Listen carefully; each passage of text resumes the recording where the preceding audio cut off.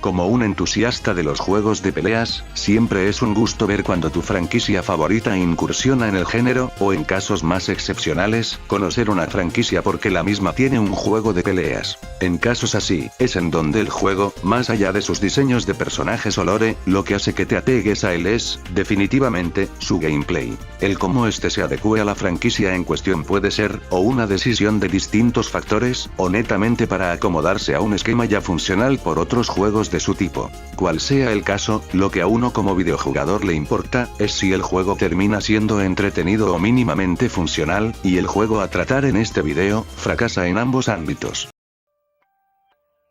Si un anime se presta para tener un juego de peleas, podemos dar por sentado que va a haber uno, y aunque Rosen Meiden en particular no destaque por ser un anime de peleas, su concepto da para hacerle uno. Y ese juego es Evergarden, salido para la PS2, junto a la segunda temporada del anime, Traumen. En una primera vista, lo que propone el gameplay parece bueno, pues tenemos un escenario lo suficientemente grande para tener vía libre en el desplazamiento, controles sencillos que no requieren mayor exigencia, y mecánicas básicas que se pueden aprender jugando de forma casual. Pero aquí es donde el juego tiene a su talón de Aquiles, pues esa misma simpleza es lo que hace que el juego termine siendo bastante decepcionante, y hasta malo. Los controles tan básicos hace que las peleas se conviertan en un festival de spameo, sumado a que la falta de inputs hacen que el combate no sea creativo ni dinámico para incitar al combeo, y las dichosas ultis de los personajes son tan asquerosamente rotas al ejecutarse con un solo botón, acaparar una cantidad gigantesca de espacio, y quitar demasiada vida, al punto de que si aciertas una, puedes dar por ganada la pelea. La barra de energía es lo que en teoría debería frenar el spameo y el uso de la ulti como carta de triunfo, pero esta no solo se llena automáticamente, sino que de paso también se llena al asestar un golpe,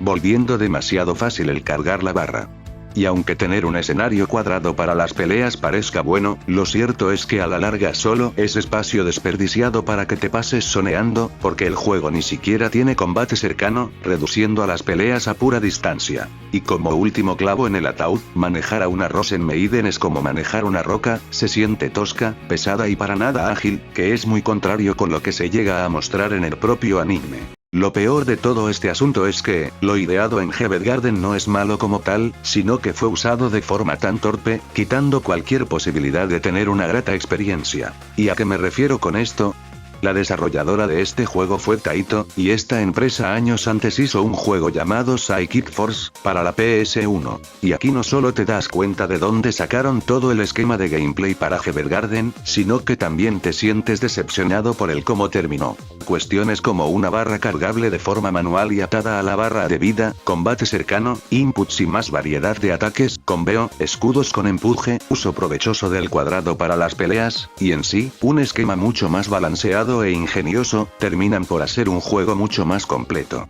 Evergarden lo que hizo fue tomar todo eso y mutilarlo, a tal punto que el gameplay de Psychic Force perdió toda gracia al ser ultra simplificado, y se siente como pedir un arroz con pollo, pero sin el pollo.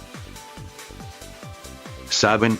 Es una lástima que un juego termine así, porque de ser el caso contrario y haberle dotado de un buen gameplay, tendríamos un juego que sería una buena opción de la época para un fan del anime, porque fuera del concepto de juego de peleas, Evergarden ofrece una visual novel de Traumen, con todo y decisiones variadas, el opening de la serie sin créditos, poder visualizar a los personajes a detalle, escuchar libremente el OST, ver una ova del detective Kun Kun, y la edición limitada del juego venía con un reloj coleccionable. Mucho del valor del juego tragicómicamente reside en eso, pero pues, que algo es de hecho para los fans, y que solo destaque por su contenido extra, no excluye el hecho de que Evergarden descuidó demasiado un apartado tan central, como lo es su gameplay. Y eso es todo, ahora quizás regrese a mi zona de confort y hablar de juegos Java, pero tengo muchas ideas rondando en mi cabeza además de eso. Nos vemos, supongo.